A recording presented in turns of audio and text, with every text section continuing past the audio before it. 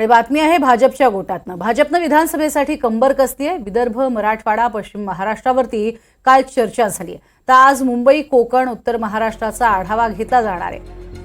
तर महायुतीची ताकद दाखवण्याचे आदेश महायुतीचा फॉर्म्युला तिन्ही पक्षाचे प्रमुख नेते एकत्र बसून ठरवणार आहेत। आगामी विधानसभेसाठी भाजपनं ही कंबर कसली आहे। भाजपच्या बैठकीत महायुतीच्या रणनीतीच्या दृष्टीने महत्त्वाचे निर्णय घेण्यात आले। या 2 दिवसीय बैठकीत काल विदर्भ, मराठवाडा आणि पश्चिम महाराष्ट्रातील 144 जागांवर चर्चा करण्यात आली।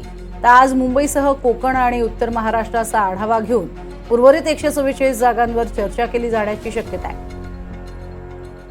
तसंच आगामी विधानसभा निवडणुकीला महायुती म्हणूनच सामोरे जायचे केंद्रीय पक्षश्रेष्ठींचा राज्यातल्या भाजप नेत्यांना हा निरोप आहे। राज्यात महायुती म्हणून ताकद दाखवा, सोबतच भाजपची ताकद देखील प्रकर्षानं दिसली पाहिजे यासाठी प्रयत्न करा असंही सांगण्यात आलंय।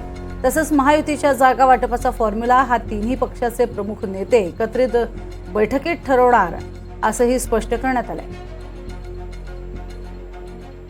राज्यातल्या 97,000 बूथमध्ये सरकारने घेतलेले जे निर्णय आहेत ते निर्णय कशा पद्धतीनं पोहोचवायचेत या विषयावर प्रामुख्यानं बैठक झाली।